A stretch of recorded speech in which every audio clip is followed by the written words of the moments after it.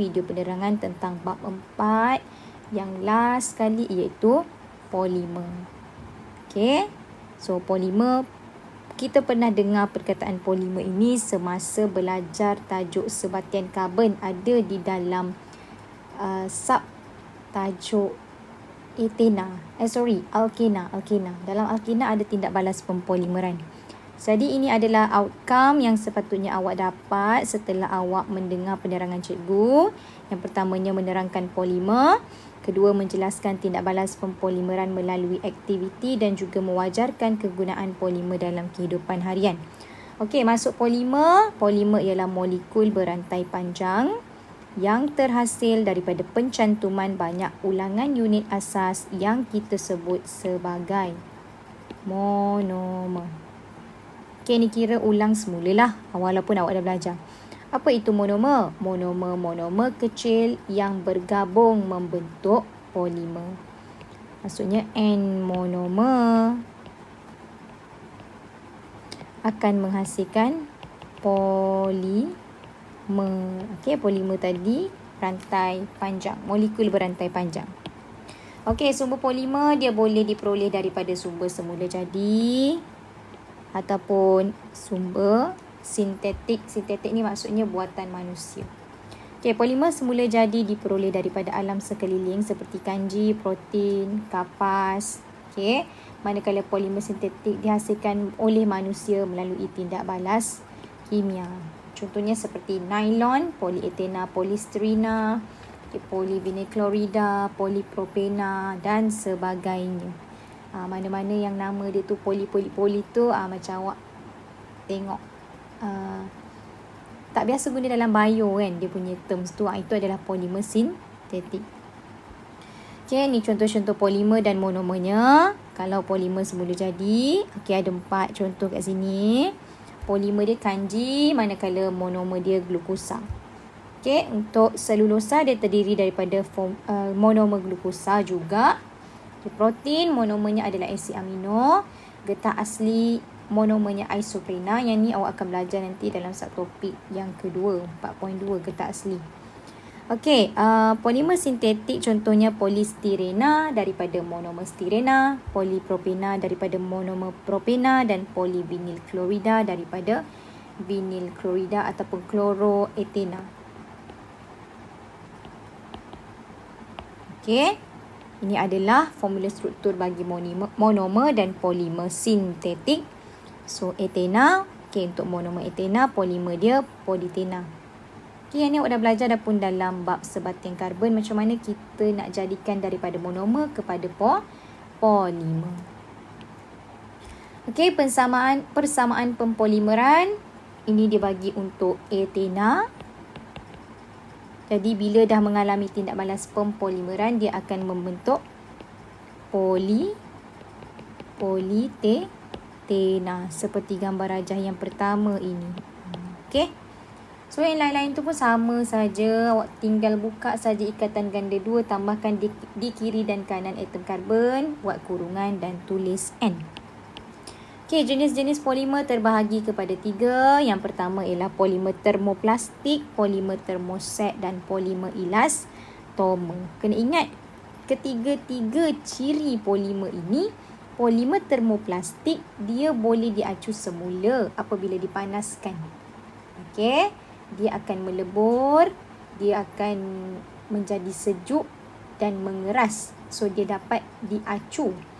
Bila dapat diacu semula ni, dia mempunyai sifat yang boleh dikitar semula.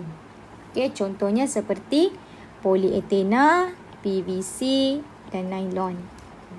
Maksudnya bila kita panaskan dia melebur dan dia keras balik bila sejuk. Tapi kalau polimer termoset, ni dia punya bentuk polimer lah. Okey, polimer termoset ni dia ada rangkai silang sulfur yang warna ungu ni. Polimer termoset ni dia berbeza dengan polimer termoplastik. Kalau termoplastik dia boleh kita semula, polimer termoset tak boleh kita semula. Sebab bila dipanaskan dia akan hangus. Okey, dia akan terurai dan hangus menyebabkan dia tidak dapat diacu semula, so tak dapat dikitar semula. Contohnya seperti melamina dan bakelite, fenolik, epoksi dan juga polyester. Okey, last sekali adalah polimer elastoma. Ia dapat diregang dan kembali kepada bentuk asal selepas dilepaskan. Maka dia mempunyai sifat elastik yang tinggi ataupun kekenyalan. Ini nanti awak akan belajar dalam tajuk getah sintetik. Okey, getah sintetik adalah salah satu contoh polimer elastoma kerana ia mempunyai sifat elastik iaitu kekenyalan. Okey, contoh-contohnya ialah poliuretana, getah stirina butadiena iaitu SBR, neoprena, getah silikon dan mana-mana getah sintetik adalah dalam kategori polimer elastoma.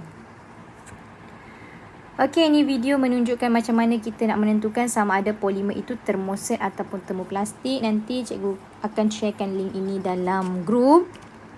Okey, alright. So, kita fokus kepada yang seterusnya, tindak balas pempolimeran.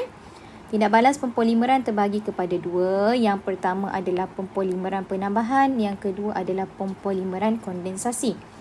Pempolimeran penambahan awak dah belajar dalam bab sebatian karbon. Dia berlaku apabila monomer yang mempunyai ikatan ganda dua antara atom karbon ni bertindak balas antara satu sama lain. Biasanya dia hanya melibatkan satu jenis monomer sahaja. Okey, nanti cikgu akan terangkan semulalah dengan lebih ringkas. Dan pempolimeran kondensasi dia melibatkan sekurang-kurangnya dua jenis monomer yang berbeza. So, dua-dua itu memiliki dua kumpulan berfungsi. Dan hasil dia biasa ada dua. Satu polimer, satu lagi molekul lain sama ada seperti molekul hidrogen klorida, amonia ataupun air. Okey, ini adalah contoh-contoh polimer yang mengalami tindak balas pempolimeran penambahan. Macam biasa, ikatan ganda dua ini dia akan terbuka menjadi ikatan tunggal dan kita buat kurungan serta tambah N sahaja di hujungnya. Okey, contohnya etena, okey, propena. Ciri-cirinya untuk etena tahan lasak dan kuat. So, dia banyak digunakan sebagai beg plastik, botol plastik dan apa-apa plastik pembungkus. Okay, propena dia juga tahan lasak dan digunakan sebagai alat mainan ataupun tekstil. Lepas tu kloroetena ni ataupun vinyl klorida, polimernya adalah PVC ataupun polikloroetena. Juga mempunyai ciri-ciri kuat dan keras, digunakan sebagai paip air dan penebat elektrik. Okay, dan stirina ataupun polimernya polisterina, dia adalah ringan dan penebat haba, digunakan sebagai pembungkus makanan. Biasa kan tengok polisterin itu adalah contoh polimer. Dia ringan dan penebat haba. Maksudnya tak panas walaupun kita letakkan makanan yang panas di dalamnya. Okey, ini pempolimeran penambahan untuk politena. Politena dia terbentuk daripada tindak balas pempolimeran bagi monomer etena. Okey, so setiap monomer dia sama je. Okey, dia akan menghasilkan satu jenis polimer sahaja. So, kalau kita ringkaskan, dia akan jadi macam ni lah. Okey, N-etena akan membentuk politena. Okey, ni simple je sebab awak dah belajar. Okey, saya nak tekankan untuk tindak balas pempolimeran yang kedua, iaitu pempolimeran kondensasi. Biasanya ada dua. Satu untuk menghasilkan terilena. Satu lagi kita nak hasilkan nylon. Okey, dua je yang awak belajar. Okey, untuk pempolimeran kondensasi ni, dia akan melibatkan dua monomer yang berbeza. Jadi kat sini kita ada dua monomer. 1,2-ethanadiol dengan asid terephthalic. Tak perlu hafal lah dia punya formula struktur. Kalau diberi, awak hanya kena bentukkan sahaja polimer yang terhasil. Okey, jadi macam mana kita nak jadikan dia polimer? Untuk 1,2-ethanadiol dengan asid terephthalic, ethanadiol ni adalah kumpulan berfungsi asid homolog alkohol. Dia ada kumpulan berfungsi hidroksil di kiri dan kanannya. Kalau awak tengok, di kiri dan kanan ada kumpulan berfungsi hidroksil. Asid terephthalic dia ada kumpulan berfungsi karboksil, dia adalah asid karboksilik. So, kumpulan berfungsi dia juga berada di kiri dan kanannya, di sini dan di sini. Jadi, pempolimeran untuk terilena ini dia akan menyingkirkan molekul air daripada mana datangnya molekul air itu. Daripada atom hidrogen di hujung sini dengan dengan hidroksida daripada kumpulan karboksil tadi. So, dekat sini ada penyingkiran molekul air. So, bila H dengan OH ni hilang, apa yang berlaku? Okey, ikatan akan terbentuk antara O daripada alkohol dengan C daripada asid tersebut. So, dia akan jadi macam ni lah. Yang ni. Dia akan form bond dekat situ. Okey, tapi kita belum selesai lagi dekat bahagian hujung. Pun sama, ambil hidrogen daripada hujung ini, gabungkan dengan hidroksida daripada hujung ini. So, dia akan membentuk juga molekul air. Alright. Jadi, bila dah hilang OH kat sini, bila dah hilang H kat sini, so, ikatan dia tu dah tak ada apa-apalah. Dia jadilah macam ni. Okay. So, bila dia membentuk polimer, dia akan membentuk rantai panjang. Kita tuliskan N. N air ini adalah mewakili berapa mol air yang terhasil untuk N polimer yang terbentuk. Jadi macam itulah cara pembentukan polimer terilena. Awak kena tahu cara nak menyambungkan polimer tersebut. Okey, kita tengok lagi satu contoh macam mana tindak balas pempolimeran nylon berlaku. Okey, ni pun sama, bahan dia berbezalah. Untuk nylon, okey, monomer yang digunakan adalah 16-hexadiamina. Okey, ni kumpulan amin dan asid hexanadioid. Alright. So, macam mana kita nak sambungkan polimer ini? Okey, tengok betul-betul. Atom hidrogen dekat sini. Okey, dia akan bergabung dengan OH di sini. So, dia membentuk H2O. So, dekat situ ikatan dia dah tak terikat dengan mana-mana atom kan? Jadi, dia bebas lah. Panjang macam polimer. Yang ni lah. Yang ni.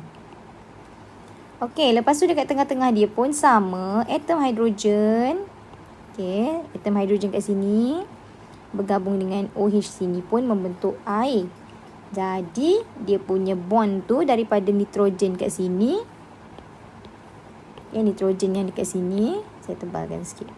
Nitrogen kat sini terus pergi ke C sini. Tak nampak. Nitrogen sini, KH dah hilang. Dia terus pergi ke sini. Jadilah macam ini.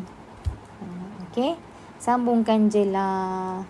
Dan ada penyingkiran molekul air sebanyak N mol. Jadi macam itulah pempolimeran kondensasi berlaku.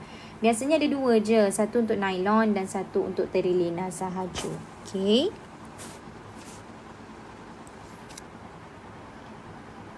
Ini pun untuk pembentukan nylon juga. Cuma dia menggunakan bahan yang berbeza. Okey, kat sini dia guna decanadiol dichlorida. Jadi kat sini bukan penyingkiran air lah. Sebab dia ada klorin. So, klorin kat sini, hujung ni dia akan bergabung dengan H kat sini. Dia jadi HCl. Okey. Klorin kat sini akan bergabung dengan H kat sini. Dia akan jadi HCl juga. So, apa yang berlaku? N di sini terus sambung ke C sini. Membentuk ikatan yang ini. H yang hilang tadi. Okey, terus. Macam tu kita bracketkan yang ini dan ini. Okey, cikgu harap semua jelas. Kalau tak jelas boleh reverse baliklah video ini. Kalau tak jelas lagi lepas dari reverse video ni boleh tanya.